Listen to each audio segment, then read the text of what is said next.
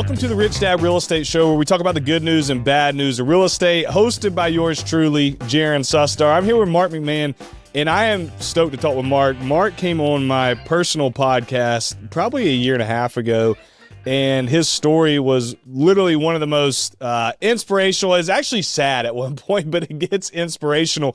And it had a huge impact on me. It was one of our listeners' favorite episodes. And I said, I got to have Mark on the Rich Dad Show to share his story, to share his experience. He's been a contractor for 41 years. He's been an investor for 18 years, small business owner for 41 years. He's married. He's got 3 kids. Mark has seen it all. And so I'm simple enough to say, I want to listen and learn from people who are already where I want to get to and have been through the fire. And Mark is a perfect example of that. So Mark, man, thank you so much for being on the show today. Thanks, Jaren, man. It's good to see you again. And great to see you. By the way, just want you to know, I've got several of these cups, but this is my favorite. Oh, I love it. He's repping, He's repping my brand's coffee cup, boy. I love it. I absolutely love it. You know, Mark, talking with you this morning has put me in a lot better mood, because before I hopped on and we started this episode, I was paying taxes on all of my real estate. Yeah. And so I've just been in a real bad, it's like a bittersweet thing. Like, I don't want to give the government any money, but then it also reminds me, it's like, of the success I've had. I'm like, thank you, God, that I own all these properties and they cash flow and I had the opportunity to pay the taxes. But dude, when you watch tens of thousands of dollars go out of the account to pay the government taxes, it absolutely crushes the soul to a certain degree. 100% agree. We have to do it twice a year here in California, and my wife does it and her assistant. And I'm not involved in the process, but I hear about it. And I know when I walk into the office, the mood is definitely black. It's not good. Yeah. Every time we have to do it, it's like, I can't believe we got to pay this much out. It's like, I know it happens every year. So it's coming. It's not a surprise. Yeah. And hopefully your properties are making enough money where it covers. But that's not the case with a lot of people these days, and we might have time to address that today. Yes, that's why cash flow is so huge, because if you don't have cash flow, then a property that could be an asset can quickly become a liability. So you were a contractor for 41 years. Correct. You've been one for 41 years. Yeah. The real estate game for 18. How did you make that transition? I hear stories of a lot of folks who, they're in the real estate space, but they're not an investor. And most people never take the jump. You did. What does that evolution look like? Well, it was based on necessity at the time. My construction company took a nosedive during the recession, and it took a hard nosedive, and I took a nosedive. And coming up out of the ashes, I don't know why I picked real estate investing. It was one of those weird things. I'm a real estate agent also, and one of my title officers, I literally called her one day and said, look, I'm lost. I don't even know what direction to go right now.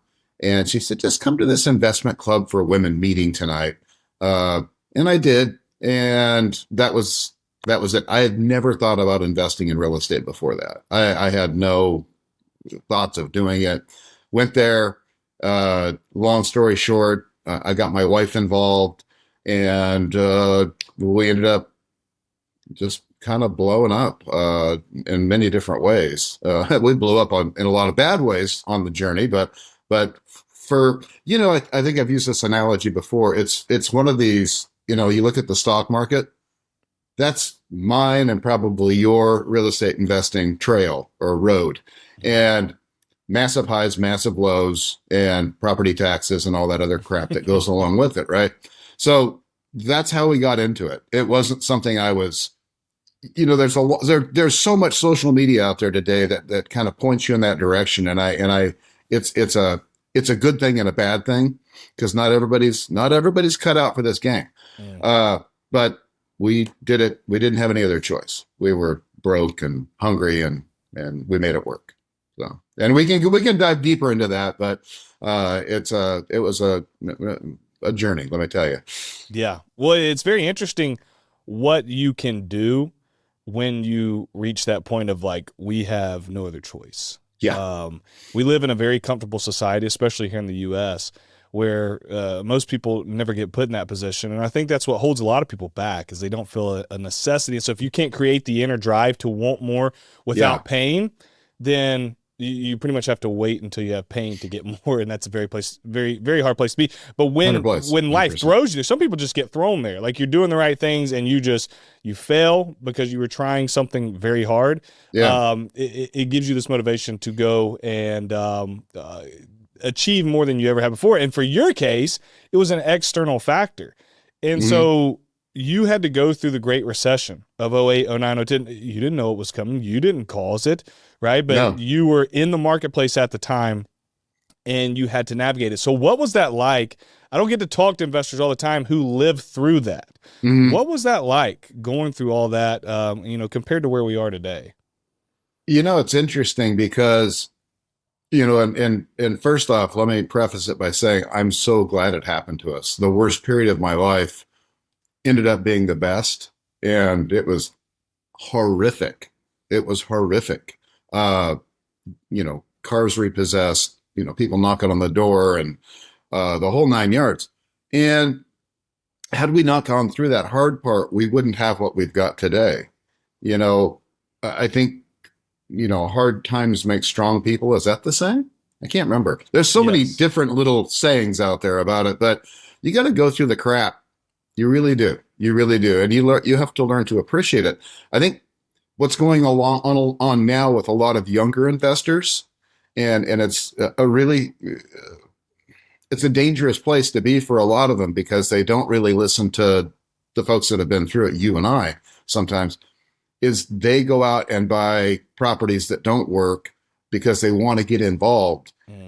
And they find out later on that it's draining their bank account just to own that property. And then they end up quitting and saying real estate investing is stupid and never doing it again.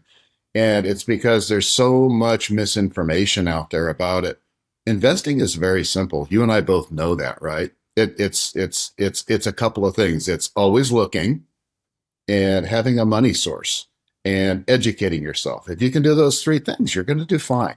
But most people skip the education part. They don't find the money, or they use their own money, or they do all kinds of stupid things, and they're not looking for deals. It's like, Mark, I've been looking for properties all year and I haven't been able to find one. It's like, oh man, how many offers did you make? I made 7 offers. 7 offers last week? No, 7 offers. It's like, well, you're wasting your time. So, sorry, I get off on tangents. No, it's spot on. I mean, I cold called for 4 hours straight the other day. I hadn't done it in a while. We got teams and people who do it for me. I just woke up and I was like, I want to cold call today. You want to cold call? Wait a second. I wanted to cold call, because that's how you find deals. I've been in sales my entire career. So whether it's the business world or whether it's real estate, I know that associated on the other end of the pain of cold calling is money. Yeah.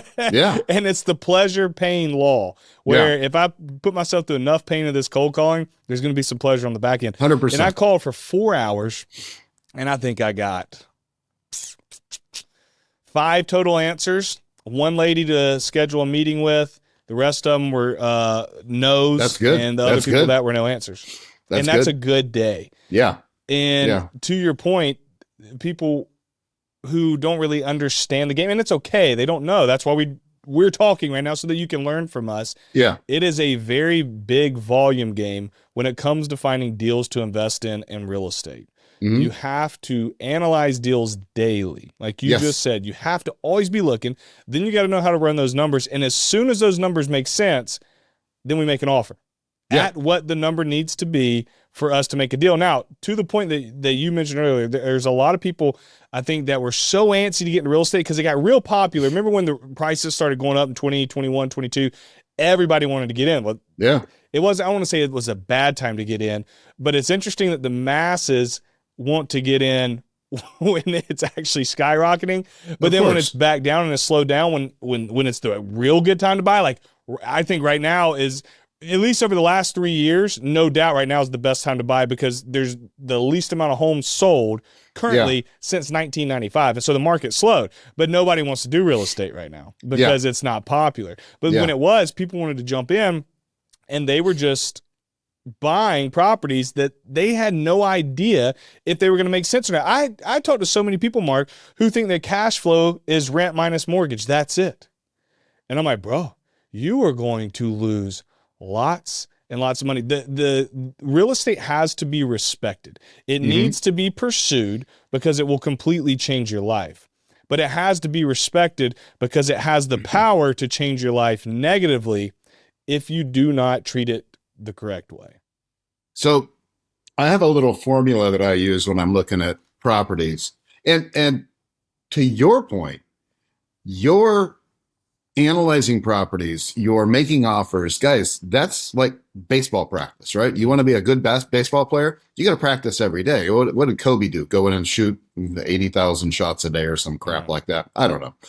But if you're not sharpening that sword every single day, you're going to fall behind, because that teaches you all the little market nuances and everything too. Is you're learning things from real estate agents that you're talking to. 80% of our deals come from real estate agents, me, whatever. And you got to listen to people. You got to find the right people to listen to, but you got to listen to people. And then I was going to say, I love what you said about people buying properties. It's like, rent minus mortgage, or mortgage minus rent, or rent minus mortgage. Yeah.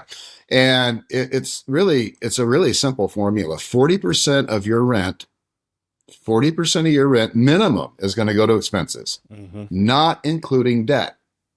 So guys, to write it down, 40% is going to go to property taxes and maintenance and CapEx and insurance and management and repairs and whoopsies and all kinds of things like that.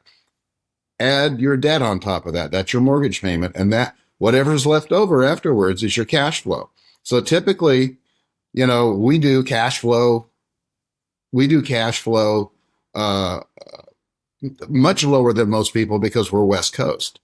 So our formula is scary over here. We're an appreciation driven investment. But would you agree with that?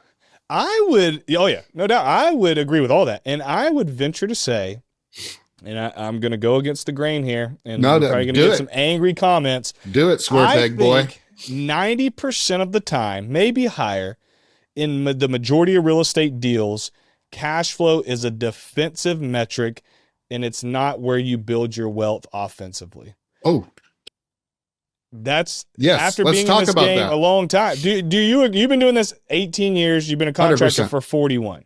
100%. What's your take on that? So my take on that is, I'm so glad you brought that up, because it's something that I was always reluctant to talk about.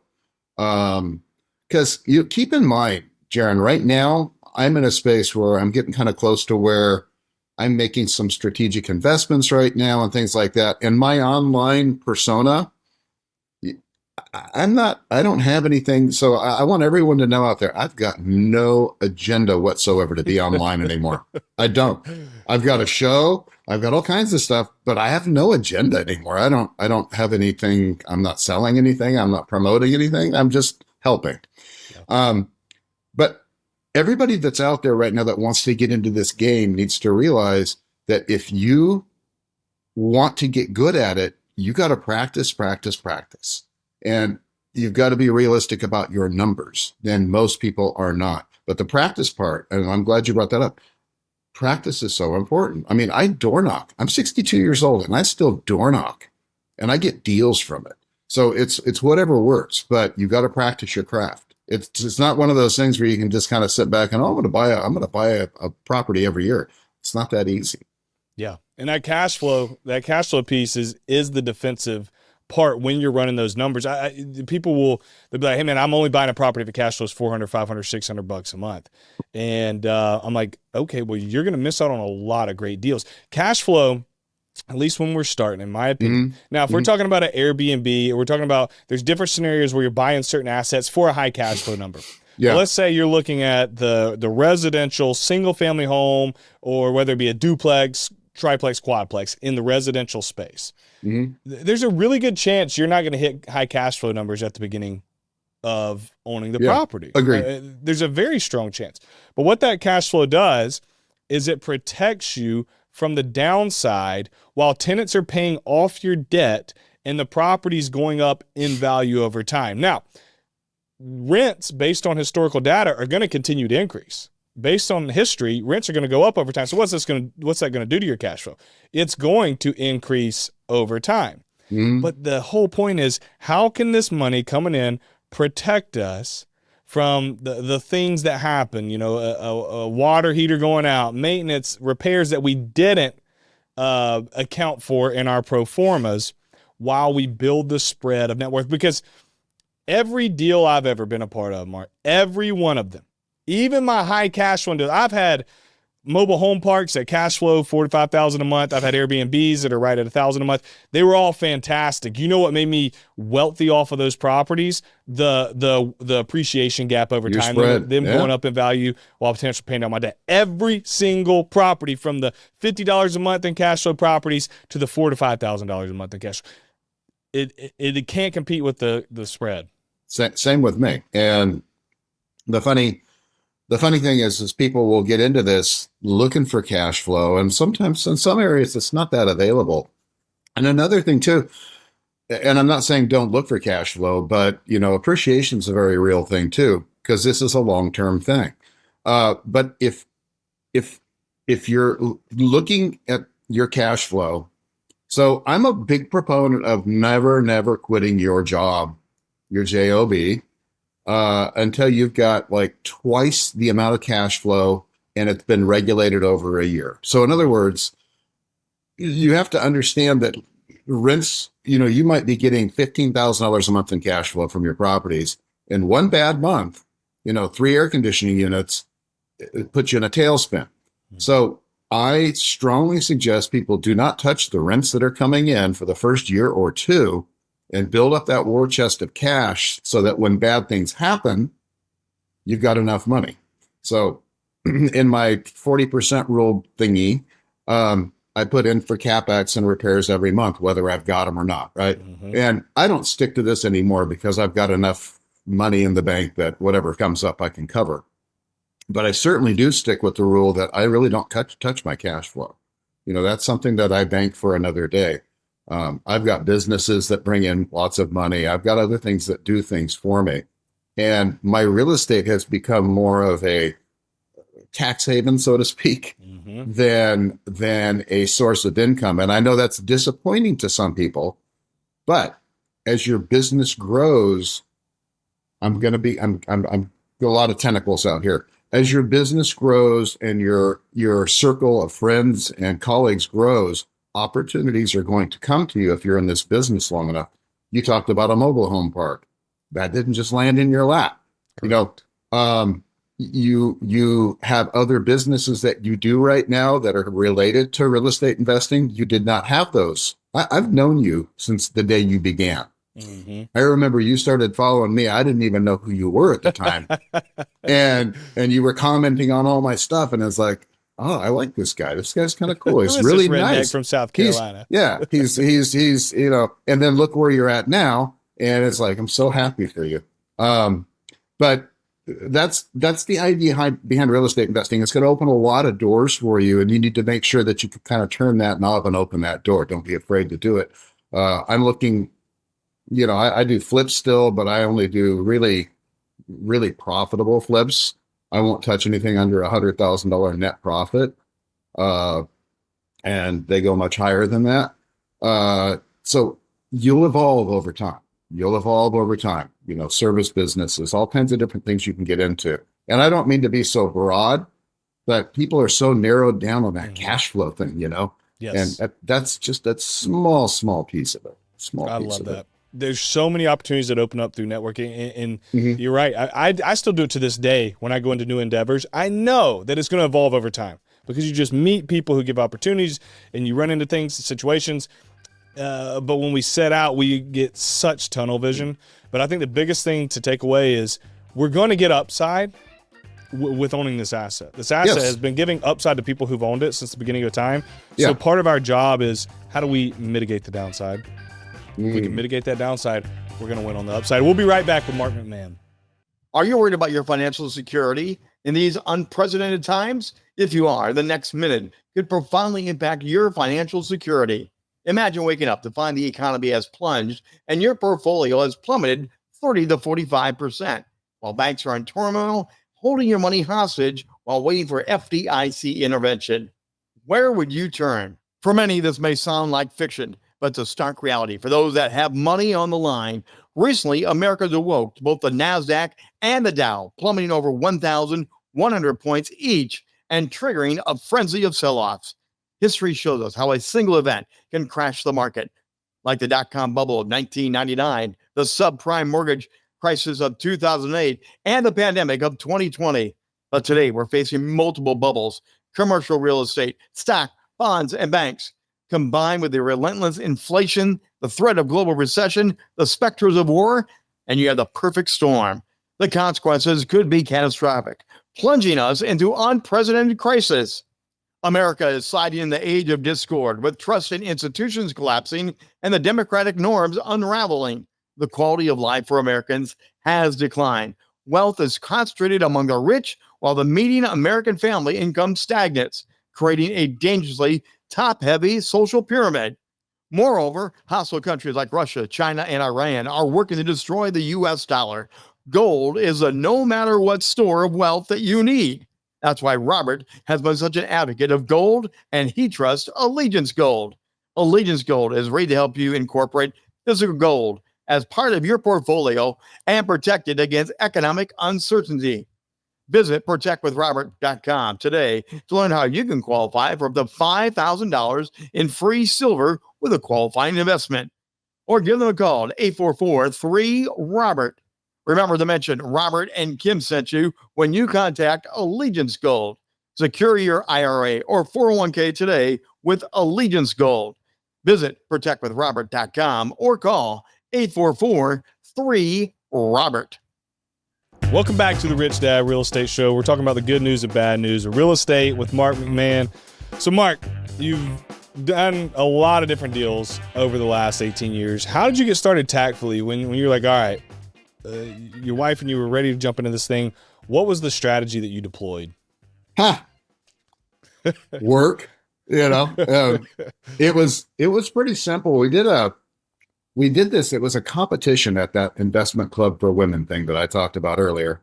And it was a course I signed her up for. She didn't know about it, but I signed her up for it. My follow through is not so great, so I had to get her in there.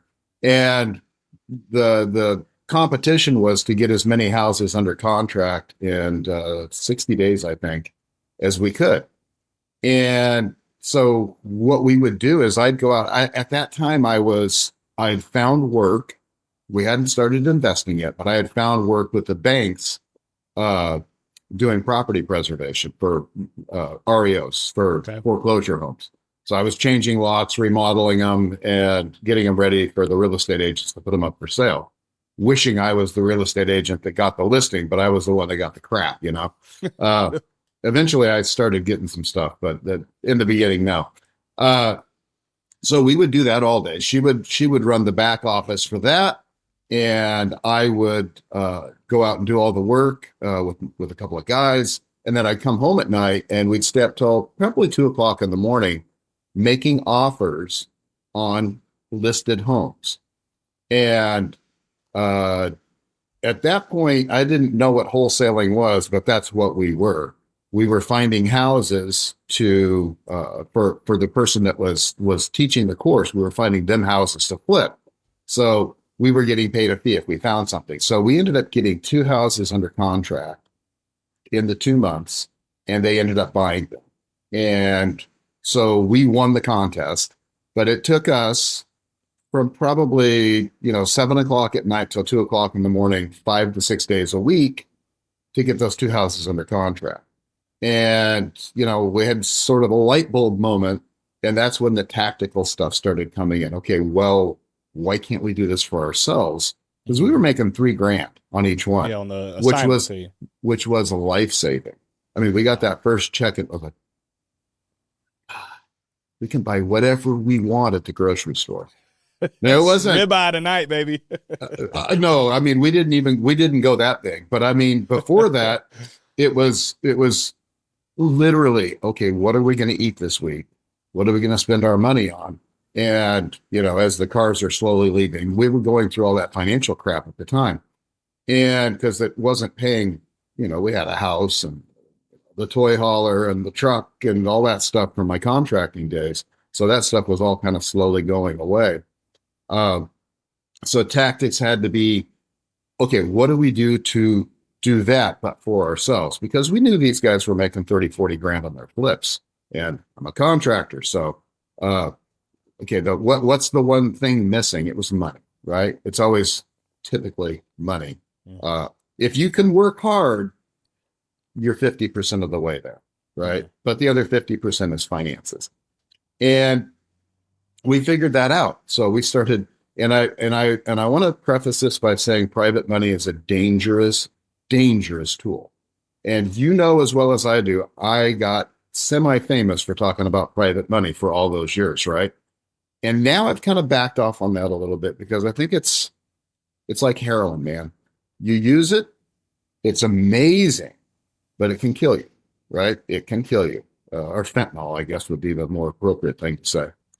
And I see so many people fail by using private money because it's not their money and they don't treat it as real. But that was the component that we needed. So we started raising private capital.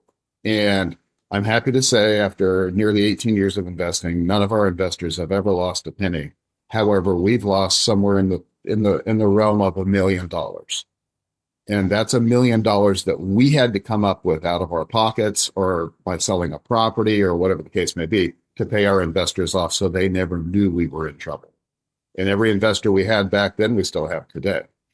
But unless you've got the intestinal fortitude to be able to do that or the financial ability to do that, do not use private money until you do have that ability. Yeah, it almost seems like monopoly money if you're not disciplined. 100%. Because you're like, oh, it's not mine. You don't feel the pain. You didn't work for it. I mean, you work to get somebody to give it to you, but I would say you have to treat that more precious than your own capital. And you give a 100%. Good, how'd y'all lose $1 million over time? Just bad flip deals, not analyzing correctly, project costing more, city permits. Yes. So,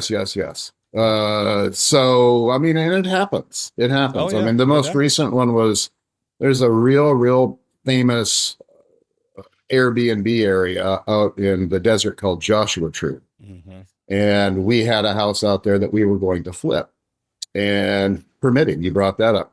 We had a permitting problem there that held us up for a year. Wow. And it was not even a big deal, but it's just the bureaucracy was crazy. So the house value went from $600,000 when it was done to $350,000. And so there was, we lost 50 grand on that. That's, that required a Band-Aid. That wasn't as painful as it could have been.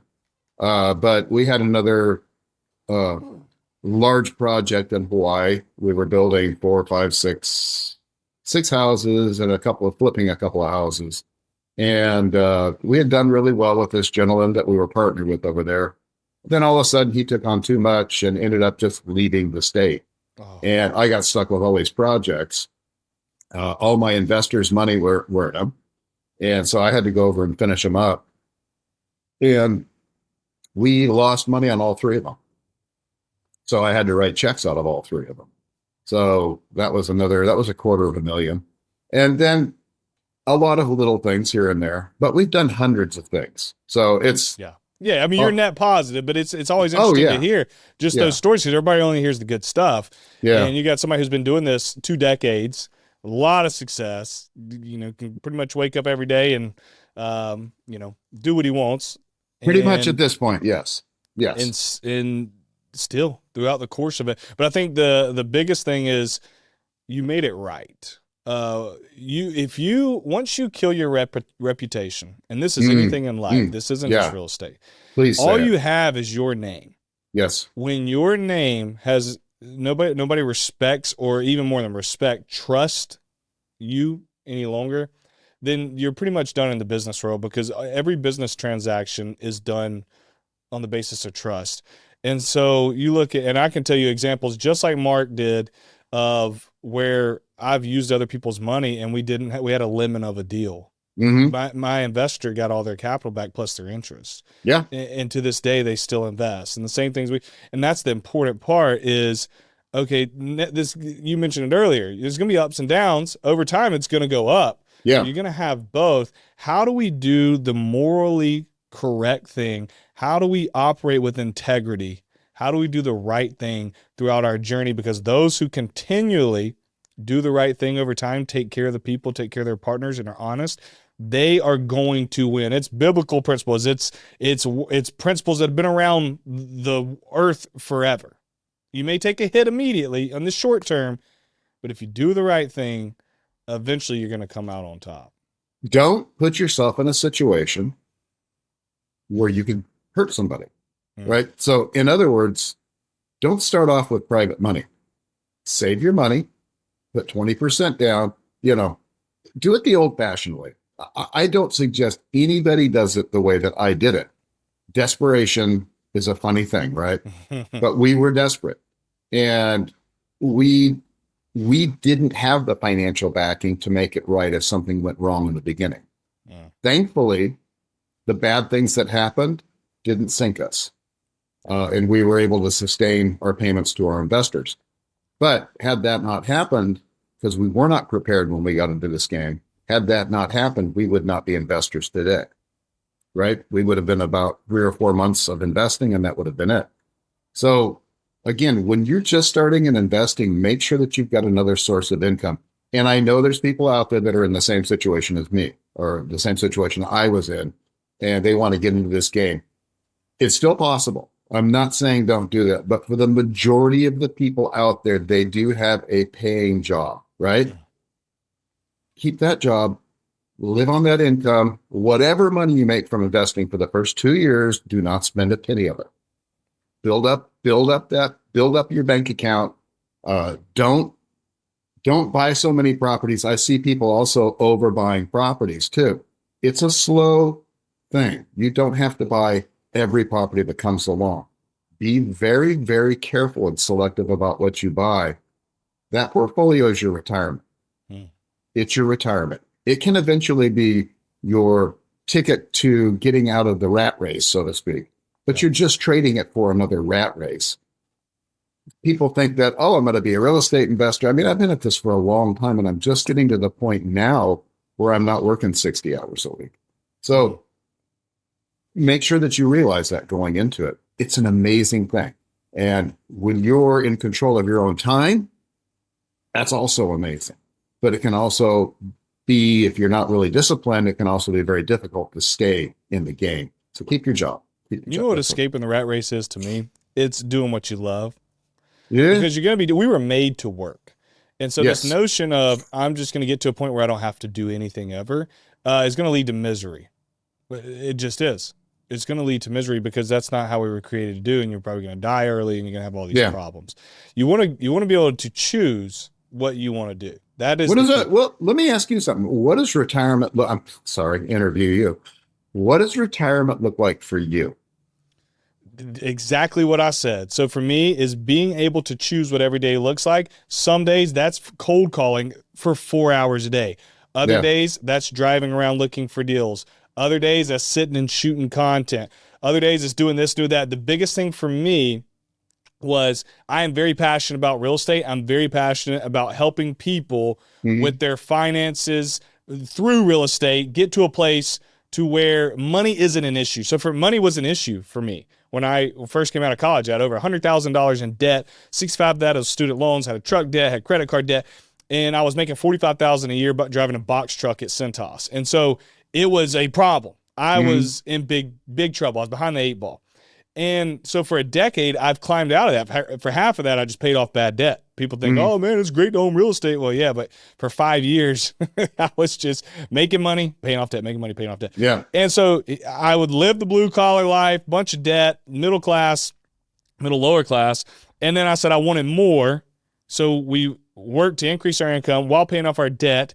And once our debt was paid off, we're like, holy crap, what do we need to do next? Real estate seems to have made people wealthy for a long time. So we got into real estate. And so today, because of that, I'm able to really, really choose most of the time, not all the time, because you don't get to choose what every day looks like all the time. Sometimes your wife's going to tell you, sometimes your kids are going to tell you, sometimes your customers are going to tell you, sometimes your contractors are going to tell you. So to this day, I don't have 100% freedom over what I get to do. Sometimes God's telling me to do, you don't get to choose. You're not in full control. Sorry. You're just a little blip on this earth for a very short amount of time, and it's been here for a long time. But I have 4 young children. To answer your question in a roundabout way, is being able to be there, be present with them for the things that matter and pour into their life. So I am the number one influence on them, and some random teacher at school isn't. For me, that is my biggest why, outside of being able to help all the people from this brand and my own personal brand. That's what it is for me. So it's not quitting working. It's doing things that I love for work, because I love to work, and then being able to be there for my family. I love that. The dream life. And see, you didn't one time mention a Lamborghini or anything else. So this is not your audience. That's not the audience I want to reach out to necessarily. It's the people that want the Lamborghinis. It's empty. They're going to be miserable in a couple of years. That's why I think with real estate investing, any other business you do, work backwards. Start here and work backwards. Yes. I think a lot of people say, oh, I want to make a lot of money. Well, let's dig into that. What does that mean? What does a lot of money mean to you? Oh, I want to make $100,000 a month. It's like, okay, let's talk about what you're going to do with that $100,000 a month. And it's like, well, what do you like to do? Well, I like to go this and that and the other. And it's like, okay. So you like to go to your kids' sporting events. You like to do this. You like to hang out with family. You like to go fishing. You like the blah, blah, blah, blah, blah. And you got to be based in reality too, because you spend most of your time doing those things. Mm-hmm. And so you figure out, okay, I actually need about 15 grand a month, realistically, to get to the point where I can do all those things that I want to do. And so that's why I say work backwards. So look at what you really, really want to accomplish, because buying rentals and things like that, you get to a certain point where you're just going to maintenance mode, where it's like, I'm buying another building to shelter my income from some other stuff. And you need to be really, really careful about that, because so many people go into this and they can never achieve any goals, because it's like, I want the Lamborghini, I want the yacht, I want this, I want that. You think you do, but really think about what you do. What do you enjoy doing? So, base it on reality, not the dream that you're saying on Instagram and YouTube. Mark, that's wisdom.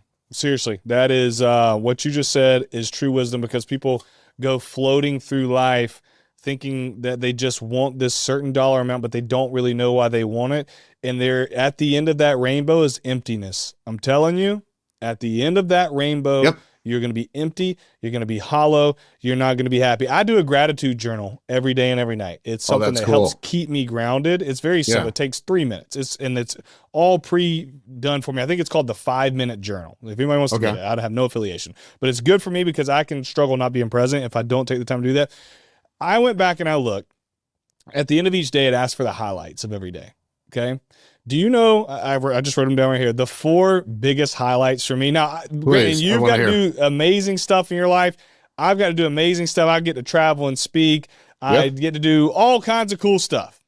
Here's my top 4 in my gratitude journal. Breakfast with my family that we cook and sit in the kitchen. Number 2 is working out at CrossFit with my buddies. There's 3 or 4 of us who do it daily. We have an absolute blast. I'm going to come out one day. You're gonna whoop me. Mark's 62, and you can see his abs. You can't see mine. My 3rd is my kids' sports practice, and 4th is date night with my wife. Those are the top 4 things out of all the things that I've been able to do that show up the most. And so what that helped me realize is what's important to me, what fulfills me in life. Yeah. And it really opened my eyes to say, if you had to put a dollar amount on that, and realistically, if you had to put a dollar amount on what it costs, and you got to include your house payment and groceries and things like that. If you had to put a dollar amount on that, what would it cost a month for you to be able to enjoy the things that you enjoy the most? What would it cost? I'm looking right now. You're at, counting my house payment, $5,600 a month. My house payment's $3,700 because I have a big old house. But other than that, the rest of it is, what's 56 minus 37? It's $1,900. Yeah. So your goal, your financial goal your financial goal, in my opinion, would be $10,000 to $12,000 a month. Yeah. because I want to double everything. Because you're not going to be any happier than. And there's other things that I enjoy doing. I think everybody likes to travel, blah, blah. But I'm talking about daily fulfillment to where you're just like, you go to bed at night and you're like, that was a good day. And then you know, if I keep going, it's a community hangout, pickleball with my friends, and then lunch with buddies. And so the whole point is all of it is very, very simple. It's not my nice, this, my nice that. I mean, my newest vehicle is a 2019, so I don't even have nice stuff. My house is big, and I got land because I just own a big house because I got kids and land. But other than that, Anyways, we can talk about this all day. I love. This is why I love having you on here, because you reinforce things that I'm still working through at 33 that I know to be true, but you can still get pulled to the shiny object syndrome if you're not careful. But hearing someone who's 62 saying, listen, dude, this is the way. I've been there, done it all. This is the way. It's very encouraging. Yeah. Thank you. Yeah. Well, Mark, thanks for being on today. It's a pleasure as always. Where can folks find you if they want to follow up, ask you any questions? Well, I live right here in Costa Mesa. If y'all come down, you just come see me. No, Mark McMahon Real Estate. I post. Look at my old stuff.